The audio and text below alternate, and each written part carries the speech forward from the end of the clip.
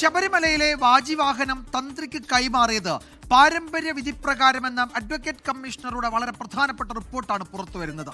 വാജിവാഹനം കൈമാറിയത് അഡ്വക്കേറ്റ് കമ്മീഷണറുടെ സാന്നിധ്യത്തിലാണ് എന്നും ഹൈക്കോടതിയിൽ സമർപ്പിച്ച ഈ റിപ്പോർട്ടിൽ വ്യക്തമാക്കുന്നുണ്ട്. റിപ്പോർട്ട് ഹൈക്കോടതി അംഗീകരിക്കുകയും ചെയ്തു. വിഷ്ണു സുരേഷാണ് ഈ പ്രധാനപ്പെട്ട വാർത്തയുടെ വിശദാംശങ്ങളുമായി ചേരുന്നത്. വിഷ്ണു, എന്തൊക്കെയാണ് ഈ വിഷയത്തിൽ പുതുതായി വരുന്ന വിവരങ്ങൾ? ഈ ഹൈക്കോടതി നിയോഗിച്ച അഡ്വക്കേറ്റ് കമ്മീഷണറുടെ റിപ്പോർട്ട് ഏതാണ്ട് 2018 മറ്റുമാണ് കോടതി അംഗീകരിച്ചിരിക്കുന്നത്. അങ്ങനെയാണെങ്കിൽ തന്ത്രിക്ക് ആ ഭരണസമിതി, പ്രയാർ ഗോപാലകൃഷ്ണൻ അധ്യക്ഷനായ ആ ഭരണസമിതി വാജിവാഹനം കൈമാറിയത് പാരമ്പര്യ വിധിപ്രകാരമാണ്. അതിൽ തെറ്റില്ല. അതിൽ ഏതെങ്കിലും ചട്ടവിരുദ്ധമായ ഒന്നും നടന്നിട്ടില്ല, ആചാരവിരുദ്ധമായ ഒന്നും നടന്നിട്ടില്ല എന്നാണോ നമ്മൾ കരുതേണ്ടത്, മനസ്സിലാക്കേണ്ടത്?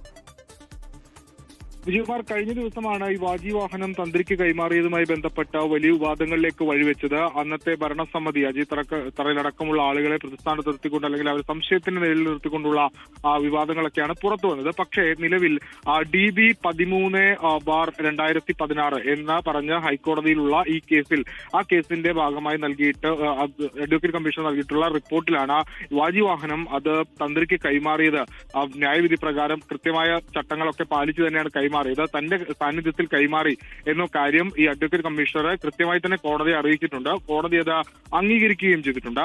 അത്തരത്തിൽ കോടതി അംഗീകരിച്ച ഒരു കാര്യം പിന്നീട് നിലവിൽ ഇപ്പോൾ SIT അന്വേഷിക്കുന്നതിൽ എന്ത് അടിസ്ഥാനം എന്നുള്ളതാണ് ഇപ്പോൾ ഉയരുന്ന ചോദ്യം. അതായത് വലിയ പ്രധാനമായ രാഷ്ട്രീയ ആരോപണങ്ങൾക്കൊക്കെ CPM മാത്രമല്ല ഈ വിഷയത്തിൽ പ്രതിസ്ഥാനത്തുള്ളത്, കോൺഗ്രസ് ഭരണസമിതിയും അല്ലെങ്കിൽ UDF ഭരണസമിതിയും ഒക്കെ പ്രതിസ്ഥാനത്ത് ഈ വാജിവാഹനം കൈമാറിയുമായി ബന്ധപ്പെട്ട് നിലനിൽക്കുന്നുവെന്ന ചർച്ചകൾ കടക്കുന്നതിനിടയിലാണ് ഇപ്പോൾ ഈ റിപ്പോർട്ട് പുറത്തു വന്നിരിക്കുന്നത്. ആ റിപ്പോർട്ടിൽ വളരെ കൃത്യമായി പറയുന്നത് തന്ത്രവിധി പ്രകാരം അല്ലെങ്കിൽ കൃത്യമായ പാരമ്പര്യ വിധി പ്രകാരമാണ് ഈ വാജിവാഹനം അത് തന്ത്രിക്ക് കൈമാറിയത്. അത് ദേവസ്വം പ്രസിഡന്റ് ഉണ്ടായിരുന്നു. അതോടൊപ്പം തന്നെ കമ്മീഷണർ, ഈ റിപ്പോർട്ട് നൽകിയ കമ്മീഷണറുടെ സാന്നിധ്യത്തിലാണ് കൈമാറിയത്. റിപ്പോർട്ട് അത് കൈമാറിയ കാര്യം കോടതിയെ അറിയിക്കുകയും കോടതി അത് അംഗീകരിക്കുകയും ചെയ്തിട്ടുണ്ട്.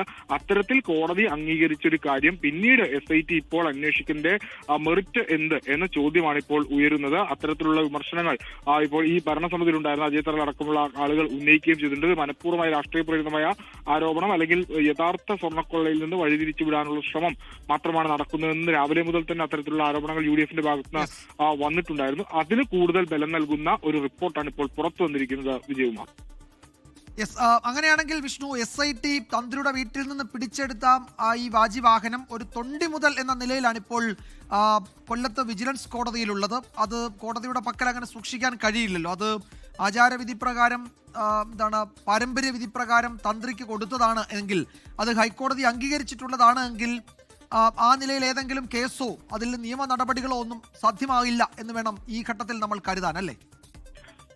വിജയകുമാർ, ഈ റിപ്പോർട്ടിന്റെ അടിസ്ഥാനത്തിൽ അങ്ങനെ തന്നെ വേണം കരുതാൻ. കാരണം അത് കേവലം ഒരു തൊണ്ടി മുതലായി കണക്കാക്കാനാവില്ല.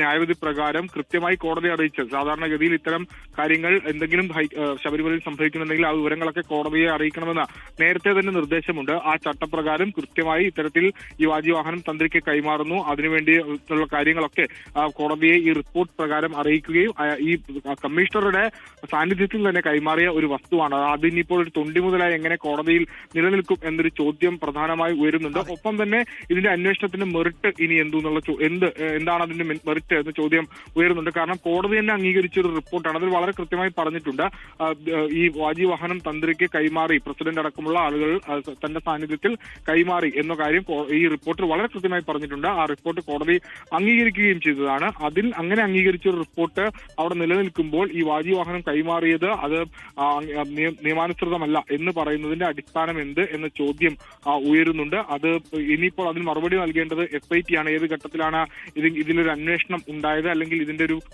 ഏത് സാഹചര്യത്തിലാണ് ഈ മെറിറ്റിലേക്ക് കടന്നത്, ഈ അന്വേഷണം മെറിറ്റിലേക്ക് കടന്നത് എന്ന കാര്യത്തിലൊക്കെ ഇനി മറുപടി നൽകേണ്ടത് SIT ആണ്. 19-ാം തീയതി SITയുടെ 4ാമത്തെ ഇടക്കാല റിപ്പോർട്ട് ഹൈക്കോടതിയിലേക്ക് വരികയാണ്. ആ ഘട്ടത്തിൽ ഈ കാര്യങ്ങൾ അടക്കം അവർ ചൂണ്ടിക്കാണിച്ചായിരിക്കും റിപ്പോർട്ട് നൽകുക. പക്ഷേ ഇതൊരു തൊണ്ടി മുതലായി ഇനി എങ്ങനെ ഈ കേസുമായി ബന്ധപ്പെട്ട് നിലനിർത്താനാകും എന്നൊരു പ്രധാനപ്പെട്ട ചോദ്യമാണ്. ഇതിൽ ഉയരുന്നൊരു പ്രധാനപ്പെട്ട ആക്ഷേപം, ഇത് സ്വർണ്ണക്കൊള്ള, ദ്വാരപാലക ശില്പത്തിൽ സ്വർണം പൂശിയതുമായി ബന്ധപ്പെട്ടുള്ള കാര്യങ്ങളിൽ അന്വേഷണം തുടങ്ങിയിട്ട് ഇതിപ്പോൾ ഈ വിഷയം മാറി മറ്റൊരു വിഷയത്തിലേക്ക് പോകുന്നത് അത് രാഷ്ട്രീയ പ്രേരിതമാണെന്ന് പ്രതിപക്ഷം ആരോപണം ഉന്നയിക്കുന്ന ഘട്ടത്തിലാണ് ഇപ്പോൾ ഇത്തരത്തിലുള്ള റിപ്പോർട്ട് പുറത്തു വന്നിരിക്കുന്നത്. അത് SITയെ സംബന്ധിച്ച് അവരെ പ്രതിരോധത്തിലാക്കുന്ന ഒന്നുകൂടിയാണ്. വിജയകുമാർ, യെസ്, ഹൈക്കോടതി നിയോഗിച്ച ഈ അഡ്വക്കേറ്റ് കമ്മീഷണർ റിപ്പോർട്ട് നൽകിയിട്ടുണ്ട്. ആ റിപ്പോർട്ട് കോടതി അംഗീകരിക്കുകയും ചെയ്തിട്ടുണ്ട്.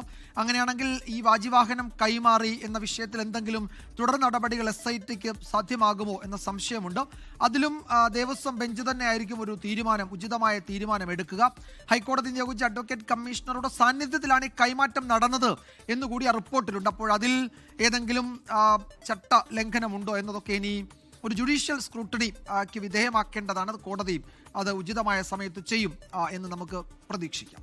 ലോകത്തെവിടെയായാലും ഏത് സമയത്തും 24 വാർത്തകളും ഓഗ്മെന്റഡ് റിയാലിറ്റി പാക്കേജുകളും എക്സ്പ്ലെയിനറുകളും വിശദമായി കാണാൻ ഞങ്ങളുടെ യൂട്യൂബ് ചാനൽ നിങ്ങൾക്ക് സബ്സ്ക്രൈബ് ചെയ്യാം.